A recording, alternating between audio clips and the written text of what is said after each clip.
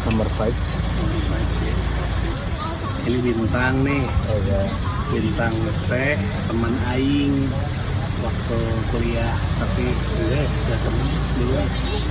Sampai hari ini juga baru kenal. sebenarnya. Gimana kan apa kabar? Baik. Alhamdulillah. Masih tetap berolahraga lah, hidup sehat. Asik. Ini mana katanya crossfit kamu sih Isnan? Cross sih. Beneran serius man? Tapi cross that juga. Kaliwat kabeh. Belum rutin ya. Susah emang. Konsisten dan seriusan. Kayak aja ini kan mau ngupload tiap minggu kan, kelewat seminggu. Baik terus. Biasanya. Jangan, yang penting jangan berhenti. Jadi gua tuh lagi ngebangun ruangan ya. Ya. Jadi gua tuh lagi ngebangun basementnya. Jadi nanti itu kalau pakai mobil ke bawah. Oh, lihat kayak Batman. Pakai Batman. Tapi rumahnya ke bawah lagi, di bawah basement. Jadi sebenarnya ada dua rumah, tapi dalam satu lokasi. Oh, dibikinnya ke bawah. Bikinnya ke bawah, soalnya nggak bisa beli ke samping. Kan kalau ke bawah nggak beli, bener nggak? Iya, benar. Orang nggak tahu juga. Orang nggak tahu. Ada apaan di bawah. Padahal ada 2 rumah sebenarnya. Itu konsep baru. Tiny space. Dua kali satu. Dua kali tanah satu. 2 kali 1. Tapi wah 18 lantai ya. Menurut Mane perlu nggak sih ada yang mimpin di sebuah komunitas atau di sebuah perusahaan? Gimana caranya ada komunitas? Gimana caranya memaintain komunitas atau organisasi tanpa ada leader gitu? Karena nggak mungkin, maksudnya setiap orang bakal fokusnya ke dirinya masing-masing gitu. Ya. Belum tentu orang itu fokus ke organisasinya atau komunitasnya gitu. Itu yang pertama. Terus yang kedua, kalau tanpa ada leadership pun gimana caranya masing-masing itu bisa secara porsinya itu pas gitu, job desk-nya lah. Ya. Karena kan ujung-ujungnya semua orang basicnya pengen gampang kan. Ya. Tapi pengen hasil semaksimal mungkin kan. Semua orang pasti gitu lah. Effort dikit hasil. Maksimal gitu. Nah itu kan sebenarnya nggak akan bisa tercapai kalau misalkan nggak ada pembagian tugas. Nah sekarang siapa yang membagi tugas ya harus jadi leadernya juga gitu, yang paling tahu jalannya untuk membesarkan organisasi. Kalau cara Mane selama ini ngelit orang, Mane ngelihat apanya dulu dari orang itu? Apakah tiap orang beda-beda gitu cara Mane komunikasinya? Kalau orang sih sejauh ini gitu ya, untuk masalah gitu, yang pertama sih orang udah mikirin orang lain dulu, tapi dari diri orangnya sendiri gitu. Kenapa? Karena pada basicnya kan semua manusia itu pemimpin bagi dirinya sendiri. Nah gimana memimpin orang lain kalau dirinya juga belum bisa dipimpin gitu, sama dirinya sendiri. Nah ketika itu udah bisa memimpin orang lain, mungkin baru bisa gitu. Nah metode memimpin juga kan macam-macam. Ada 4 jenis kepemimpinan. Apa aja? Otoriter. Otoriter itu gimana? Ya otoriter tuh kepemimpinannya tuh lebih ke arah strike to the pet, Hitler otoriter gitu. tanpa mempedulikan opini ataupun perasaan yang dipimpinnya. Yang penting fokus ke masalah apa yang mau dikejar si leadernya. Targetnya ini, ya udah pokoknya harus nyampe itu, mana yang mau muntah darah juga. Ya. Nah kalau demokrasi kan lebih ke otoriter, demokrasi. Nah kalau demokrasi kan lebih ke semua orang itu berhak untuk mengutarakan opininya yang dipertimbangkan nantinya oleh si leadernya gitu. Masing-masing ada kelebihan atau kekurangannya sih, tergantung dari kondisinya. Di kita ya demokrasi. Contoh kalau menurut orang gitu, untuk di Indonesia sendiri itu nggak akan cocok si demokrasi. Karena yang pertama nih, kan konsep dasar demokrasi itu semua orang bisa memberikan opini atau pendapat. Tapi mana bayangin kalau misalkan pendapatnya itu kosong semua. Iya. apa yang terjadi gitu. Contoh. Berani nggak? Jangan dong. Ya intinya kalau misalkan di demokrasi sendiri opini-opininya itu apa ya, secara level intelektualitasnya masih belum cukup gitu, itu bakal jadinya nggak akan jelas arahnya. Kasusnya beda, makanya kalau kayak Amerika dia ngelakuin demokrasi mungkin cocok ya. Karena inteleknya bagus. Ya, karena yang pertama pemerdekaannya juga udah jauh beda sama Indonesia. Dia dari tahun 1600-an kalau nggak salah. Terus dari segi apa kemampuan intelektualitas orangnya juga dia udah lebih apa yang mateng lah orang-orang di sana. Nah mungkin kaitannya sama masalah edukasi juga udah diterapin sejak dini dan lain-lain. Kan kasusnya beda kalau di Indonesia.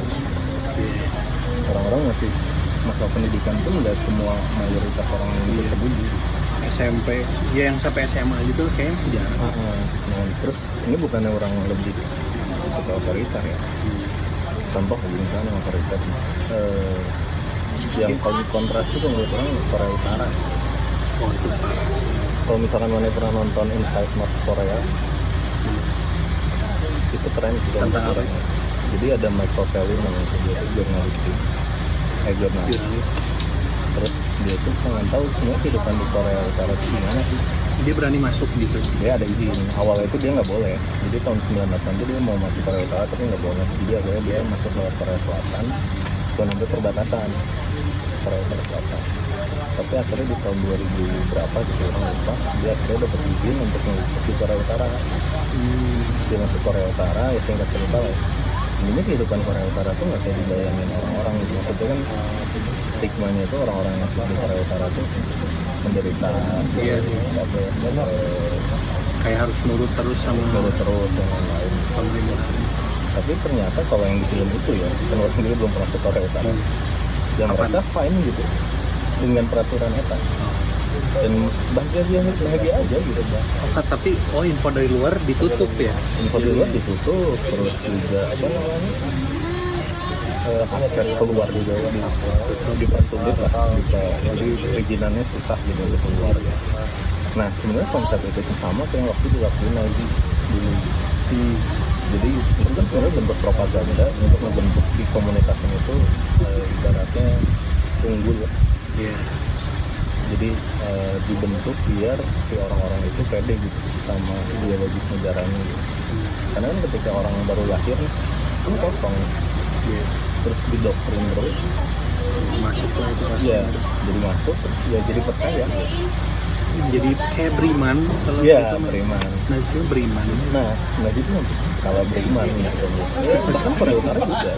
Oh iya. Jadi salah satu konsep itu kenapa Korea Utara bisa menerapkan sistem otoriter secara menyeluruh gitu, karena nggak ada agama di sana.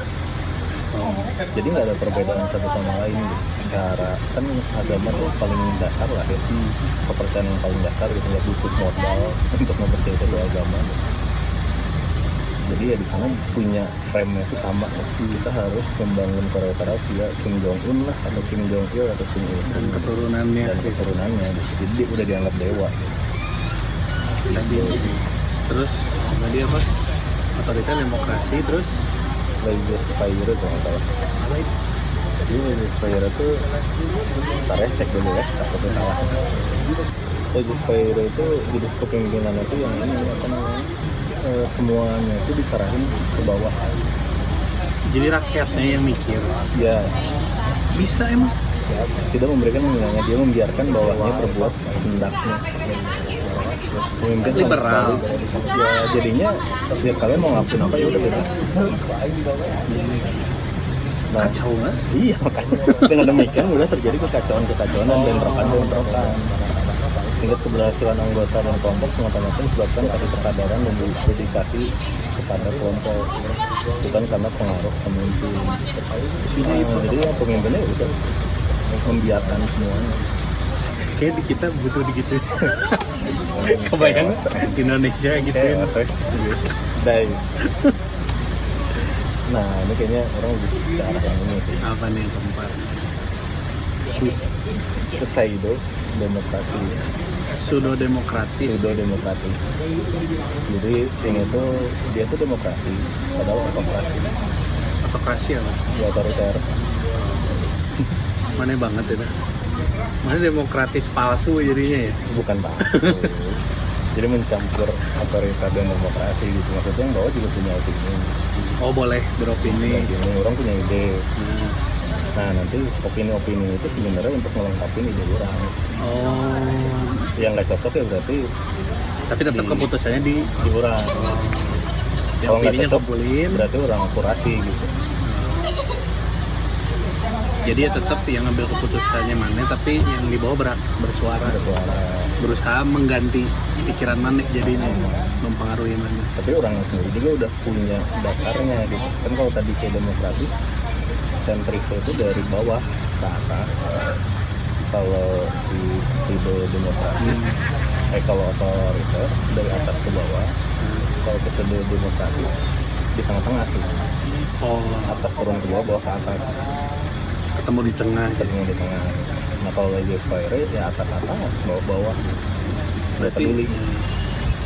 Berarti selama ini mana pakainya itu metodenya sebenarnya. Seringnya. Kalau di perusahaan mana sekarang di nelayan apa?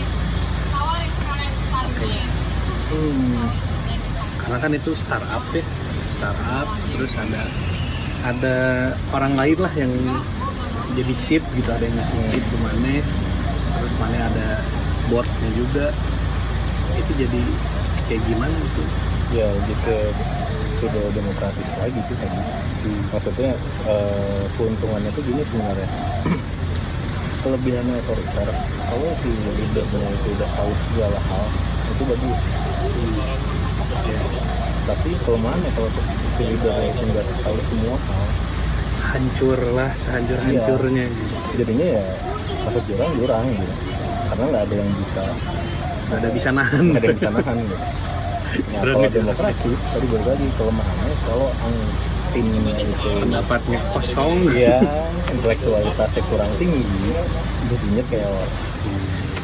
Kelebihannya kalau intelektualitasnya bagus semua itu enak. Nah kalau yang pseudo demokratis, kenapa menjadi paling sesuai gitu bagi diri orang? Karena pertama orang nggak tahu semua hal gitu. Makanya orang butuh leader-leader yang lain di bawahnya gitu, untuk bisa mengembangkan si konsepnya atau eksekusi konsepnya. Mana mulai mempelajarinya kapan? Mulai kayak serius nih belajarin cara memimpin? Waktu pas menjadi ketua himpunan itu dulu waktu mahasiswa. Ya kenapa orang tertarik terhadap masalah kepemimpinan?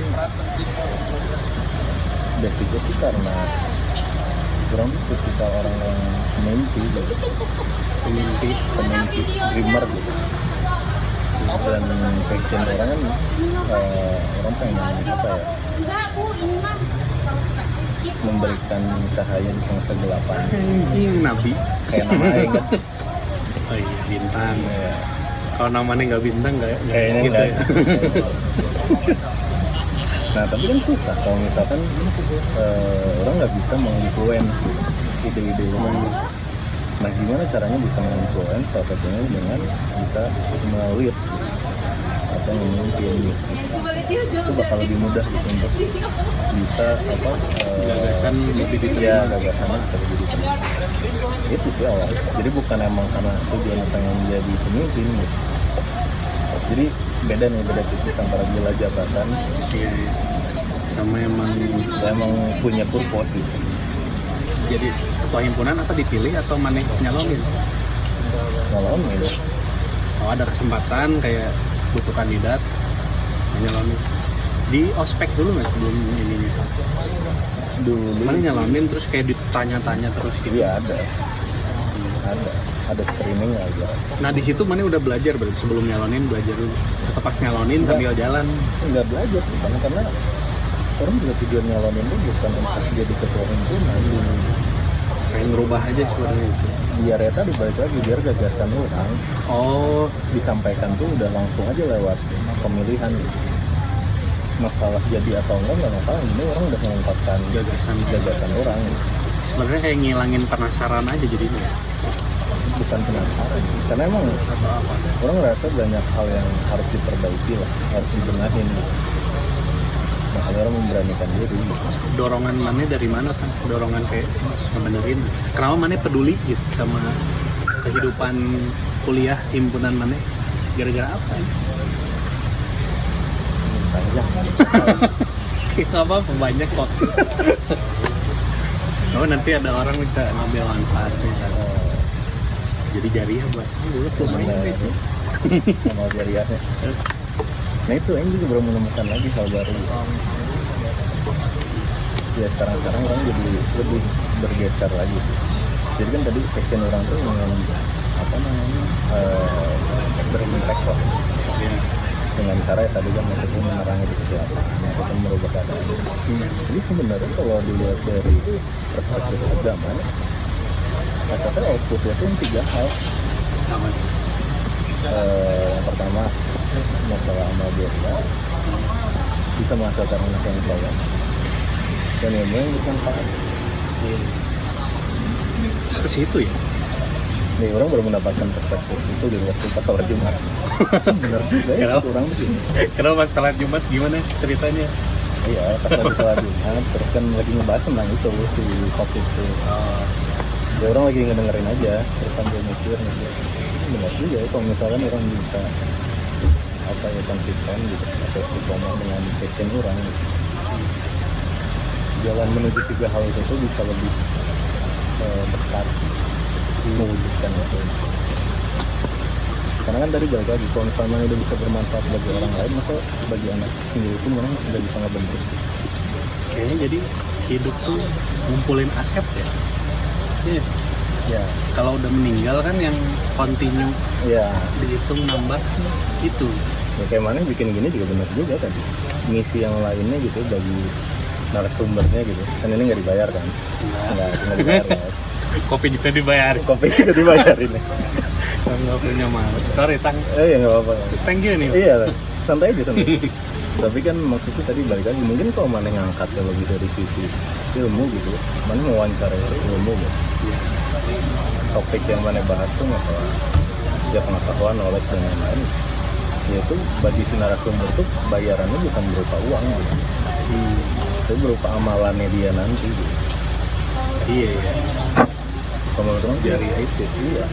Ya kayak misalnya udah dikobuser gitu. Dia Amal udah jariahnya ngedamain gitu. berapa orang, udah bikin pinter berapa orang, hidupnya jadi berubah. Gitu.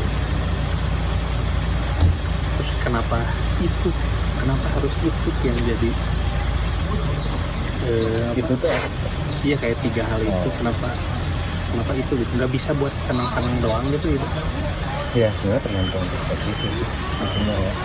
Kalau bagi orang ya masalah senang atau sedih kan itu proses. Iya. Tapi yang paling penting kan tujuannya apa gitu. Karena kalau realistisnya gitu, dan menurut pandangan orang ya opini orang, manusia itu kayaknya dikasih 50% bahagia, 50% kesedihan. Tinggal nunggu waktunya aja kapan. Itu naik turun gitu. Iya. Makanya kan ada kadang manusia apa kayak roda kehidupan itu selalu Berputar. Dan itu nggak menurut orang itu 50% bahagia, 50% sedih. Jadi kalau misalkan mana sedih terus nih ngerasanya, ya udah nikmatin dulu aja. Soalnya nanti seneng gitu. Pasti nanti senang. Apapun yang namanya. Kalau menurut orang sih gitu. Udah kebuktian. Udah kebuktian Tan di mana? Belum tuh. Sekarang masih sedih Sesalan seneng. aja. Sekarang sedih seneng. Seneng sih. Seneng berapa persen? Ya 20 lah. Sedikit. Itu mah sedih aja. Sedih. Oh sama ini masalah power of mind itu apa ya, Kekuatan pikiran. benar-benar terjadi di hidup orang. Nah, Ada tiga kesempatan yang emang akhirnya terwujud hanya karena power of mind. coba ceritain gimana? Kok bisa? Yang pertama aja kayak waktu pas orang di himpunan dulu, itu salah satu bentuk power of mind menurut orang pengen merubah himpunan, membenahi himpunan. Terus dengan cara apa tadi ngalamin kan? Iya. Itu masalah kepilih nggak pilih ya udah, kemudian orang udah berusaha. Mengungkapkan gagasan dan ternyata terpilih. Oh, Dan waktu orang terpilih pun nggak ada rasa senang kan? malah bingung mana? Iya, malah bingung. Bertanya-tanya, kok kepilih ya? Malah jadi beban gitu ketika ada di maksudnya beban dalam artian ini udah dikasih kesempatan segala Ternyata harus pengen. orang eksekusi ya gitu. Sok wujudin tegang ya. Terus yang kedua pas dia ngebentuk bisnis pertama ini dari waktu kuliah kan orang suka mikir tuh pas dia bilang kayaknya enak deh bikin bisnis kayak berorganisasi ini tapi menghasilkan uang gitu di lembaga profit. Ya, bikinlah startup jadi. Itu alasan pertama. Tapi di alasan yang lain pun orang punya idealis buat perikanan Indonesia, kelautan Indonesia itu masih kurang gitu. Sedangkan Indonesia kan negara maritim, makanya salah satu visinya dari bisnis orang pertama itu kan tentang kemaritiman gitu. Iya. Dan ternyata ada jalannya. Itu nggak direncanain atau nggak direncanain jalan atau sesuai awalnya nggak direncanain, ya orang bermimpi dulu gitu. pengen gini. Dan ternyata semesta Bertasbih. Anjay. Semesta mendukung, Semesta ternyata mendukung. support. Ya sekarang juga ada lagi yang mau orang running Apa? bisnis yang lain. Cold Dan itu storage. pun ya Ya kan nyambung sama itu. ya dan itu pun udah orang rencanain dari beberapa tahun yang lalu lah, dan sempat dari jalanin terus berhenti.